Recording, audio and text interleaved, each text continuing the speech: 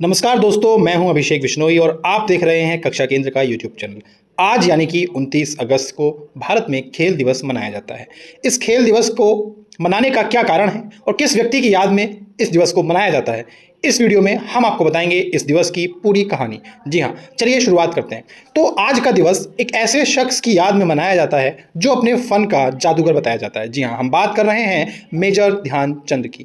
क्या उनका नाम ध्यानचंद था या नहीं? तो कहानी की शुरुआत यहीं से करते हैं। उत्तर प्रदेश के प्रयागराज में 29 अगस्त 1905 को जन्मे ध्यान सिंह, जो कि 3 भाई थे, रूप सिंह, मूल सिंह और ध्यान सिंह। जी हाँ, इनका नाम ध्यान सिंह था। इनके पिताजी का नाम समेश्वर सिंह था, जो कि ब्रिटिश इंडिया आर्मी में सूबेदार थे।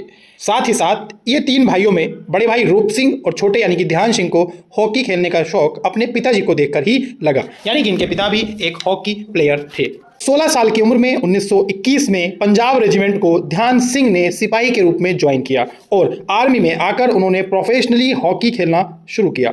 यहीं पर उनको मिले अपने प्रथम गुरु, यानी कि जिन्होंने इनको हॉकी का बेसिक ज्ञान दिया, उनका नाम था सूबेदार मेजर भोले तिवारी। लेकिन ध्यान सिंह के पहले कोच माने जाते हैं पंकज गुप्ता। इन्होंने कहा था, चूंकि ध्यान सिंह दिन भर प्रैक्टिस करते थे, उसके बाद रात को भी प्रैक्टिस करते थे, तो यह देखकर पंकज गुप्ता, इनके पहले कोच, उन्होंने कहा था कि एक दिन ये खिलाड़ी पूरी दुनिया में चांद की तरह चमक बिखेरेगा, और इन्होंने इनको चांद नाम दिया, जो उस समय के ब्रिटिश एसेंट की वजह से चैंद हो गया और धीरे धीरे इनका पूरा नाम हुआ ध्यानचंद। तो यह है ध्यान सिंह से ध्यानचंद बनने की कहानी। और हॉकी में इन्होंने अपना जौहर दिखाना शुरू किया वर्ष 1926 से, जब न्यूजीलैंड में हुए एक टूर्नामेंट में भारतीय टीम में इनका चयन हुआ और वहां जाकर भारत के कुल किए गए 20 गोल में से आधे गोल यानी कि 10 गोल अकेले ध्यानचंद ने किए थे। इस शानदार प्रदर्शन के बाद भारत वापस लौटने पर ब्रिटिश आर्मी में इनका प्रमोशन सिपाही के पद से लांस नायक के पद पर कर दिया गया, और यहीं से होती है उन्नति के इस सफर की शुरुआत। क्योंकि वर्ष 1927 में लंदन के फॉक्सफॉन टूर्नामेंट में भारत ने शानदार प्रदर्शन करते हुए कुल 72 गोल किए, जिसमें से आधे यानी कि 36 गोल अकेले किए थे हॉकी के जादूगर ध्यानचंद ने। उसके बाद 1928 के ओलंपिक जो एम्स्टर्डम में हुआ था,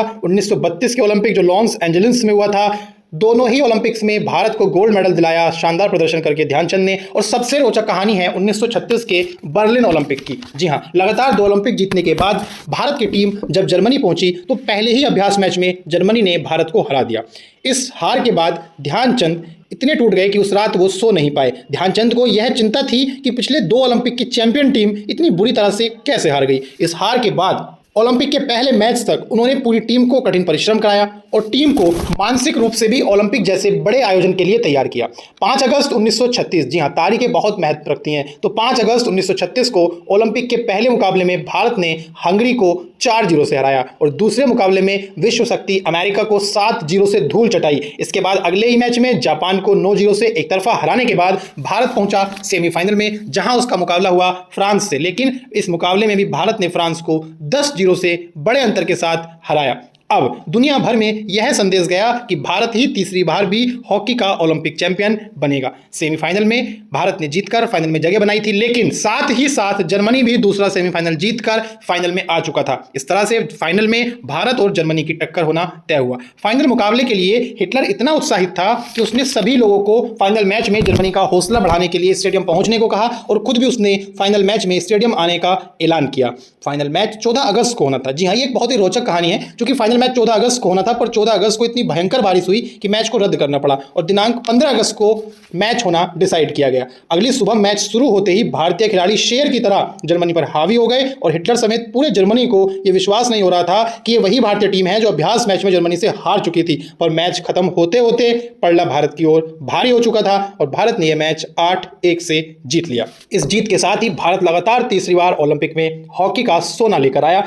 ध्यानचंद का जलवा इस तरह का था कि उन्होंने अकेले उस फाइनल मैच में भारत के 8 गोल में से 6 गोल किए और भारत को गोल्ड दिलाया और हिटलर को, जर्मनी को चैंपियन बनने का जो सपना था वो तोड़ दिया। पूरा स्टेडियम भारतीय टीम की वाहवाही कर रहा था, लेकिन लोगों को डर था कि हिटलर, जो एक क्रूर तानाशाह माना जाता है, वो कहीं कुछ गलत कदम ना उठा ले। और जब ध्यानचंद अपना गोल्ड मेडल लेने जा रहे थे तो हिटलर ने उनको रोक कर टोकते हुए यह कहा कि मैंने तुम्हारे जैसा खिलाड़ी पहले कभी नहीं देखा, तुम खेलने के अलावा और क्या करते हो? ध्यानचंद का जवाब था कि मैं भारतीय हूं और भारतीय सेना में लॉन्स नायक हूं। हिटलर ने चौंकते हुए कहा और तुरंत एक प्रस्ताव दिया। वह प्रस्ताव था कि मैं तुम्हें तुरंत जर्मनी सेना ज्वाइन करने और सेना में फील्ड मार्शल का पद प्रस्तावित करता हूं। चूंकि फील्ड मार्शल एक बड़ी पोस्ट थी लॉन्स नायक के मुकाबले, लेकिन ध्यानचंद ने बहुत ही सौम्यता के साथ जवाब दिया कि माफ करें, भारत मेरी मातृभूमि है, मैं मरते दम तक भारत के लिए ही खेलूंगा।